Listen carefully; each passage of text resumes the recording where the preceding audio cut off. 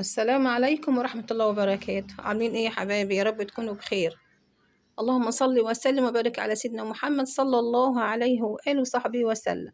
تعالوا كده يا حبايبي اما نشوف احنا عملنا الحواوشي ده ازاي، الحلو الرائع اللي ريحته جايبة من آخر الشارع، بألف هنا وشفا يا حبايبي على قلوبكم. حواوشي بيتي ده مش أول مرة نعمله مع بعض، بس من زمان مش عملناه وفكرنا نتغدى النهاردة حواوشي. تعالوا كده ما نشوفوا عملناه ازاي. تعالوا معانا أول خطوة في الفيديو، هنشوف مع بعض احنا عملنا الحواوشي الحلو ده ازاي. حبايبي كده اما نشوف، معانا نص كيلو من اللحمة قدام حضراتكم، معانا 3 بصلات، 3 حبات طماطم، وحوالي 6 قرون من الفلفل حامي وبارد قدام حضراتكم. شيلنا القلب بتاع الطماطم دي بوريهولكوا اهو. الطماطم تكون جامدة وحلوة عشان مش تحسي بيها في الأكل. اللهم صل على النبي. ومعانا كيلو من الدقيق، نخلناه مرتين 3 وبعدين عجناه وقطعناه زي ما انتوا شايفين كده.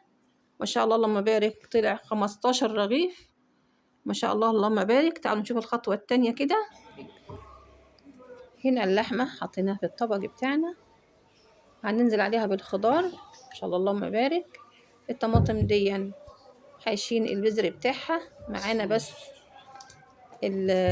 الجسم بتاع الطماطمايه جامدة حلوة، نجاها جامدة حلوة، وشيلي منها البذر، مش عايزين البذر ولا المية عشان عجينتنا مش تطرى حبايبي.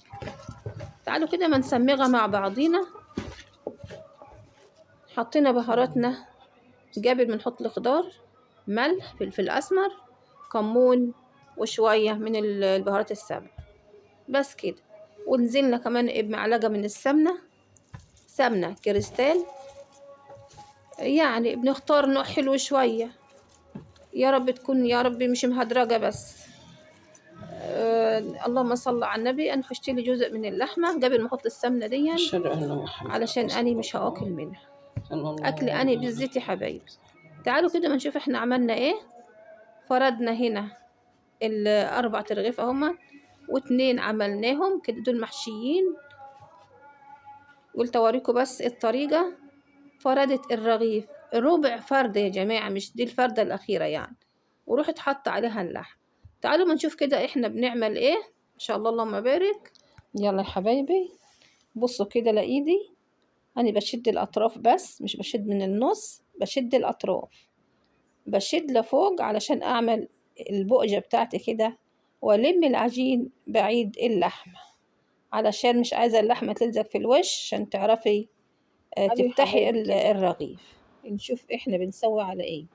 سوينا الحواوشي بتاعنا على عين البوتاجاز من فوق، وبنحط حتة سمنة بحتة سمنة صغيرة عشان في سمنة أصلا على اللحمة، فأكيد بتسلي وتروح نازلة في الطاسة، بس لازم نحط حتة السمنة دي عشان الرغيف بتاعنا يستوي حلو ويبقى شكله حلو.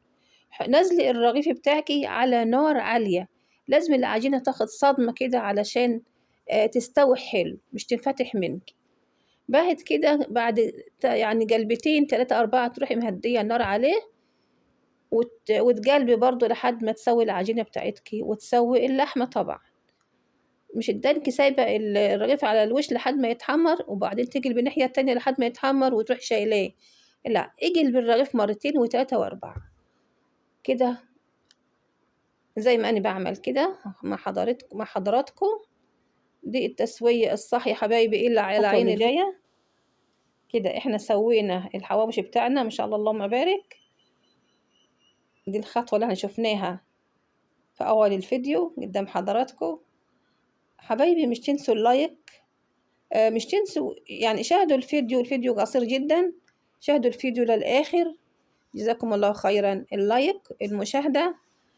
لو مش بيروح لكم الإشعارات الفيديو يا حبايبي، اطلعوا من اشتراك وادخلوا في الاشتراك تاني علشان كل ما نعمل حاجة توصل لكم يا حبايبي. بوريكم الرغيف سخن طبعا على ايدي ما شاء الله اللهم بارك، خفيفة جدا مش سميكة، لا خفيفة وحلوة كده اهو. الرغيف مفتوح كأنه رغيف عيش من اللي جاي في الفرن اهو يا حبايبي. اللحمة مستوية والبصل مستوي والفلفل، كل الخضار بتاعنا مستوي ما شاء الله. لقمة طرية كده وحلوة، بألف هنا وشفا على قلوبكم، صحة وعافية يا رب. التلاتة اللي لونهم متغير دول اللي قرب مني أني دول، دول بتوعي أني اللي أنا عاملاهم بالزيت ومسوياهم يعني زيت قليل جدا كده. خلاص الفيديو يا حبايبي. السلام عليكم ورحمة الله وبركاته.